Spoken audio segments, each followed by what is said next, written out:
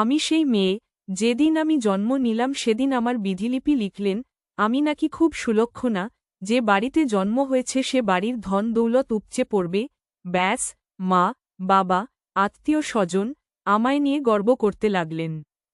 বাড়িতে আমার দাদা ছিল, দাদা আমাকে খুব আদর করত, বাড়ির সবাই আমাকে চোখে হারাত।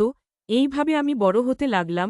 আমি সেই মেয়ে, 5 বছর বয়সের, হাতে পুতুল দিয়ে, ছোট্ট ছোট্ট হাঁড়ি কড়াই বাসন দিয়ে মা আমায় বলত রান্না বাটি খেলা করো। আমার খুব ভালো লাগত, আমি মায়ের মতো গুছিয়ে সংসার খেলতাম। এইভাবে অনেকগুলো বছর কেটে গেল। আমি এখন বেশ বড়, মাধ্যমিক পাশ করে কলেজ, তারপর ডিগ্রি। আমি সেই মেয়ে। এরপর মা বলেন বড় হয়ে গেছে তুমি, বিয়ে দেব তোমার। আমি বললাম না, আমি কিছু হতে চাই। মা শুনে বলতে লাগল, এসব কথা কি বলছিস, বাবা শুনলে রাগ করবে। আমি নিজের দিক থেকে অনড়। এখন আমি বড় হয়েছি, বুঝতে শিখেছি, এখন আমাকে কেউ ভুলাতে পারবে না। আমি সেই মেয়ে। লুকিয়ে লুকিয়ে জয়েন্টে বসলাম, ভালো র্যাঙ্ক করে বাবাকে বললাম, বাবা আমি প্রথম স্থান অধিকার করে ডাক্তারিতে চান্স পেয়েছি। বাবা শুনে বললেন মেয়েদের ডাক্তার হতে নেই, ভালো স্কলার ছেলে দেখে তোমায় বিয়ে দেব।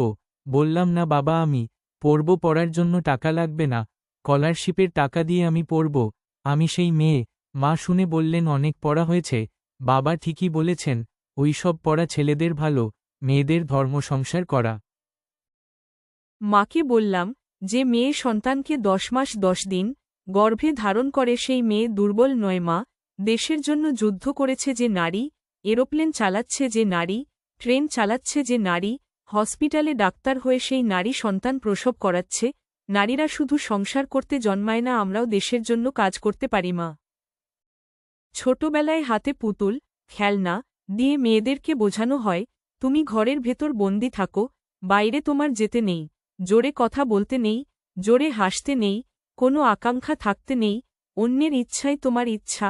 আমি বড় হয়ে বুঝতে পেরেছি মা, মেয়েদের এই বন্দি জীবন আজ আর নেই, কিছু করতে হবে আমাকে মা। আমি সেই মেয়ে, নিজের ইচ্ছাশক্তি সঙ্গে যুদ্ধ করে নিজের পায়ে দাঁড়ালাম। আজ আমি বিরাট ডক্টর, আমার ভিজিট 2 টাকা। সবার চিকিৎসা যাতে করতে পারি আমি সেই চেষ্টা করি।